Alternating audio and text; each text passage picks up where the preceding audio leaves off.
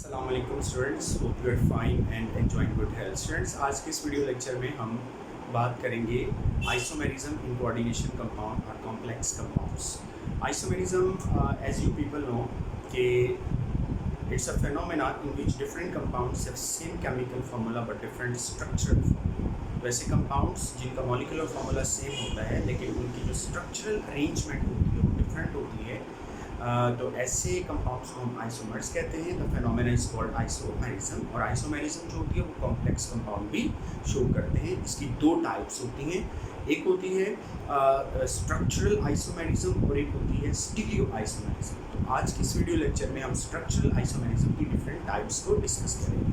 सो structural isomerism की जो different types हैं उनमें से एक टाइप है आयोनाइजेशन आइसोमेरिज्म। आयोनाइजेशन आइसोमेरिज्म जो है, इसमें क्या होता है कि the compounds which have same elements having same chemical composition but produce different ions in solution are called ionisation isomers. The phenomena is called ionisation isomerism. तो ऐसे कंपाउंड्स कि जिनके अंदर मौजूद एलिमेंट्स, उनकी केमिकल कंपोजिशन सेम होती है, लेकिन अगर आप उनको सोल्यूशन में देखें तो सोल्यूशन के अंदर डिफरेंट आयंस प्रोड्यूस करते हैं। एग्जांपल देखिएगा, ये मेरे पास एक कंपाउंड है कोबाल्ट, इसके साथ 5 एमाइन लिगेंड्स हैं।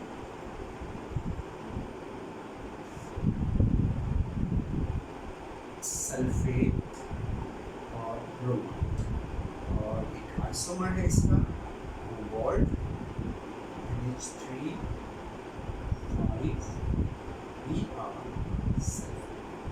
जो कंपाउंड्स हैं, इनकी जो केमिकल कंपोजिशन है वो बिल्कुल एक जैसी है, लेकिन क्या है कि जब आप इनको वाटर में डिज़ोल्व करते हो तो ये वाला जो कंपाउंड है ये वाटर के अंदर एक कॉम्प्लेक्स आयन प्रोड्यूस करता है। ये वाला आयन सारा कॉम्प्लेक्स आयन है और साथ में एक आयन ब्रोमाइड आयन प्रोड्यूस होता है। जबकि ये वाला कंपाउंड जो है, जब आप इसको वाटर में डिज़ोल्व करेंगे तो ये एक कॉम्प्लेक्स आयन बनाएगा और साथ में सल्फेट आयन बनाएगा। तो ये जो दोनों कंपाउंड हैं ये वाटर के अंदर डिफरेंट आयंस प्रोड्यूस करते हैं अगर कि इन दोनों की केमिकल कंपोजिशन सेम है। तो इस तरह के जो कंपाउंड्स होते हैं वो आयोनाइजेशन आइसोमर्स कहलाते हैं और इस फेनोमेना को हम आयोनाइजेशन आइसोमेरिज्म कहते हैं। और ये जो आयोनाइजेशन आइसोमेरिज्म होती है, this arises due to the exchange of ligands inside and outside the coordination sphere. Coordination sphere के इनसाइड और आउटसाइड जो है वो आयंस का, लिगेंड्स का एक्सचेंज होता है। यहाँ पर sulphate inside the coordination sphere है, ब्रोमाइड आउटसाइड है, और यहाँ पर इस कंपाउंड में ब्रोमाइड इनसाइड है और sulphate outside the coordination sphere है। सो ये जो एक्सचेंज होता है आयंस का inside and outside the coordination sphere, इससे आयोनाइजेशन आइसोमर्स डेवलप होते हैं। ठीक है, हम इनको डिस्टिंग्विश कर सकते हैं बाय केमिकल टेस्ट्स। ये वाला जो कंपाउंड है, अगर आप इसको वाटर में डिसॉल्व करें तो चूंकि ये वाटर के अंदर ब्रोमाइड आयन प्रोड्यूस करता है, सल्फेट आयन प्रोड्यूस नहीं करता। एक ब्रोमाइड आयन होगा और एक कॉम्प्लेक्स आयन होगा, तो ये ब्रोमाइड का पॉजिटिव टेस्ट देगा। केमिकल टेस्ट जो है ब्रोमाइड का ये देगा, सल्फेट का नहीं देगा। क्योंकि ये वाला जो कंपाउंड है, अगर आप इसको वाटर में डिसॉल्व करें तो एक कॉम्प्लेक्स आयन बनेगा, एक सल्फेट आयन। तो चूंकि ये वाटर में सल्फेट आयन प्रोड्यूस करता है तो ये सल्फेट का केमिकल टेस्ट देगा, ब्रोमाइड का टेस्ट नहीं देगा। तो इसमें जो प्रेसिपिटेबल आयन है वो ब्रोमाइड है और इसमें प्रेसिपिटेबल आयन जो है वो सल्फेट है। ठीक है, तो ये जो आइसोमर्स हैं ये आयोनाइजेशन आइसोमर्स कहलाते हैं। स्ट्रक्चरल आइसोमेरिज्म की दूसरी टाइप है हाइड्रेट आइसोमेरिज्म। जैसे कि नाम से पता चल रहा है कि यहाँ पे वाटर के मॉलिक्यूल्स का जोड़ है हाइड्रेट आइसोमेरिज्म।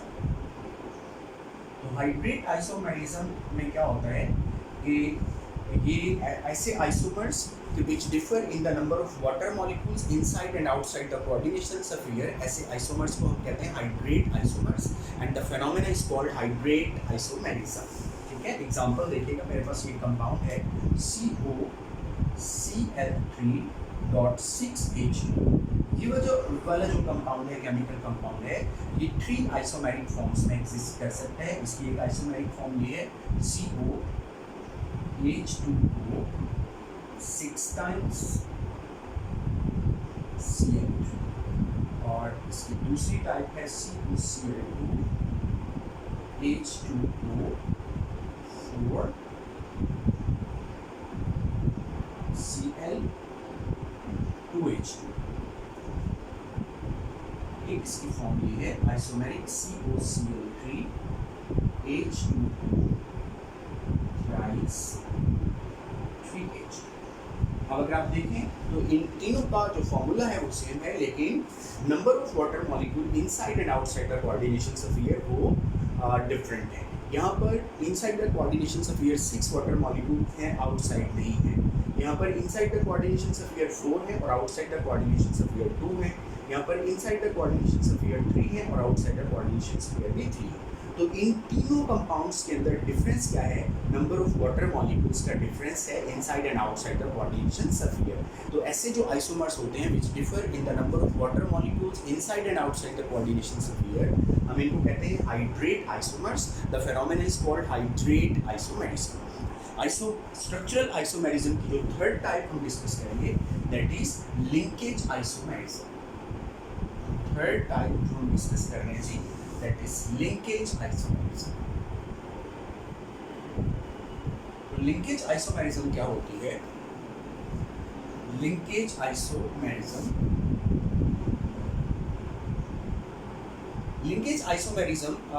उन कॉम्प्लेक्स कंपाउंड्स में होती है कि जिनके अंदर कोई एम्बीडेंटेट लिगेंड मौजूद होता है। ठीक है, एम्बीडेंटेट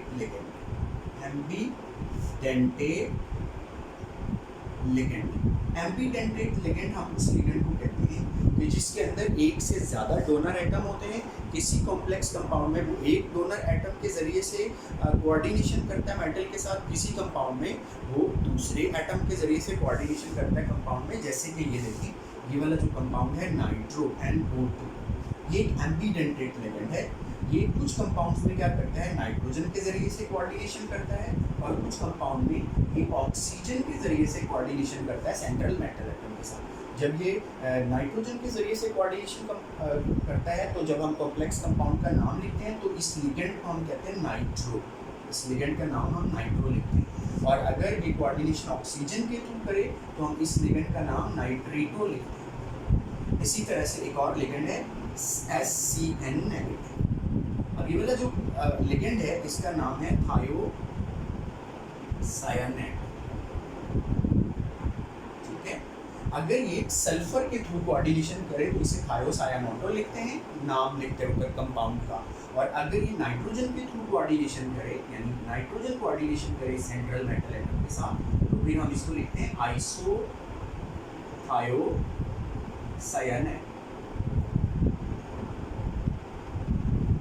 एनीवेज एग्जाम्पल देखिएगा।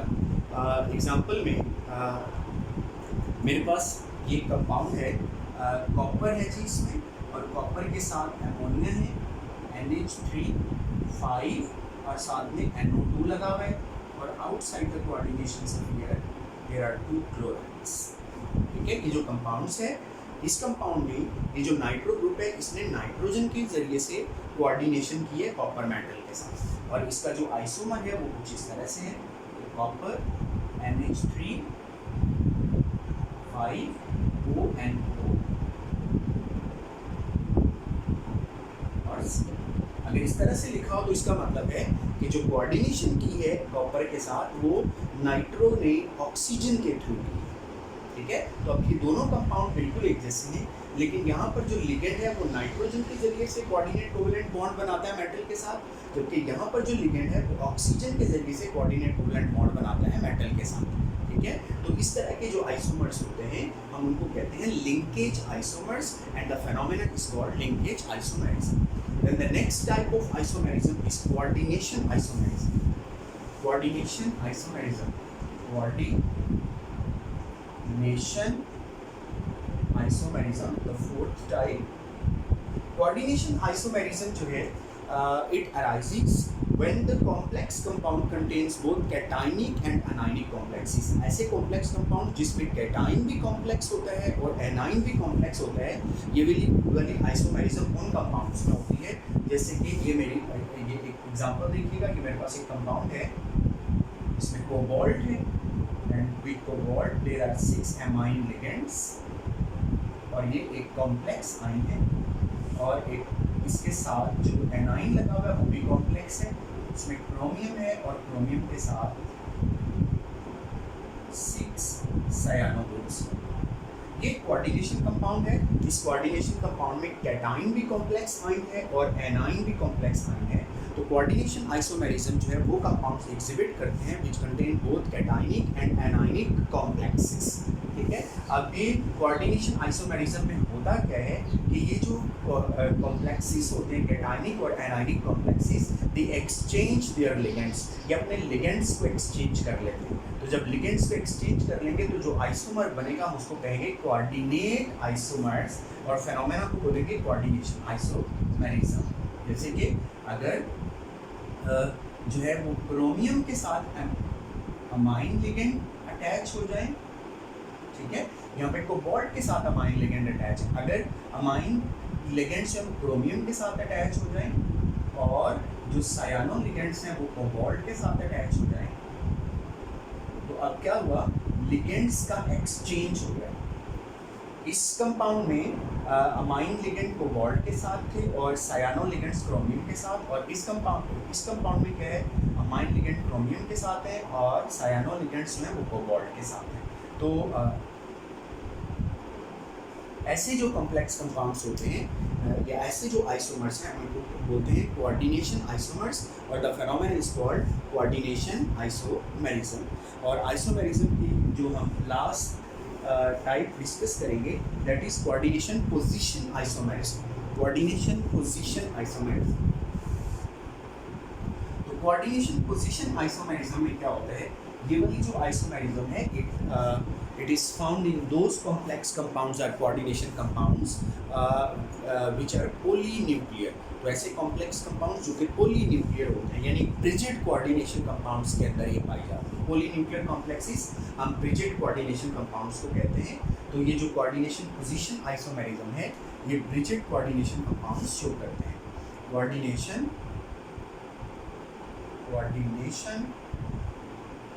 Position isomerism, coordination position isomerism. इस आइसोमेरिज्म में क्या होता है, एग्जांपल की मदद से समझिएगा। हमारे पास एक कंपाउंड है कोबाल्ट और कोबाल्ट के साथ एमाइन अटैच है NH3 और यहाँ पर ब्रिजिंग लिगेंड है हाइड्रोक्सो और ब्रिजिंग लिगेंड है अमाइड, और यहाँ पर फिर कोबाल्ट है और यहाँ पर NH3 twice Cl2 और outside the combination sphere we have 2 chlorides। अच्छा, ये कंपाउंड है और ये एक अनसिमेट्रिकल पॉलीन्यूक्लियर कॉम्प्लेक्स है। पॉलीन्यूक्लियर कॉम्प्लेक्सेस हम उनको कहते हैं जिनमें दो मेटल आइटम्स होते हैं, उनके दरम्यान में ब्रिजिंग लिगेंड्स होते हैं और ये अनसिमेट्रिकल है। अनसिमेट्रिकल इसलिए है कि अगर आप ब्रिजिंग लिगेंड के दोनों साइड पे देखें तो वो दोनों साइड्स डिफरेंट है। इस साइड में 2 अमाइन है, 2 क्लोरो है और इस साइड में 4 अमाइन है। अच्छा, अब होता क्या है कि कोऑर्डिनेशन पोजीशन आइसोमेरिज्म कैसे अराइज होती है कि ये जो पॉलीन्यूक्लियर एटम्स होते हैं, ये जो मेटल आइटम्स होते हैं, ये अपने लिगेंड्स को एक्सचेंज कर लेते हैं एक दूसरे के साथ। ठीक है, तो जब पॉलीन्यूक्लियर कॉम्प्लेक्सेस में मेटल आइटम अपने लिगेंड्स को एक्सचेंज करते हैं तो उससे जो आइसोमेरिज्म अराइज होती है उसे कोऑर्डिनेशन पोजीशन आइसोमेरिज्म कहते हैं। जैसे कि इसका आइसोमर देखिएगा, आइसोमर कुछ इस तरह से है, ये NH3 है, 3 एक Cl यहाँ से इस साइड पे मूव कर गया कोबाल्ट के साथ NH2 और यहाँ से एक अमाइन इस साइड पे मूव कर गया, तो यहाँ पे अमाइन हो गए 3 NH3 थ्राइस और C, ठीक है, और outside the coordination sphere Cl2। अब आप देखिए हुआ क्या कि यहाँ से अमाइन लिगेंड इस कोबाल्ट के साथ मूव कर गया और यहाँ से क्लोराइड लिगेंड इसके साथ मूव कर गया, तो ये अनसिमेट्रिकल था, ये सिमेट्रिकल हो गया। अब आप देखें कि ब्रिजिंग लिगेंड की दोनों साइड्स एक जैसी, कोबाल्ट के साथ 3 अमाइन 1 क्लोरो, यहाँ पर भी 3 अमाइन 1 क्लोरो।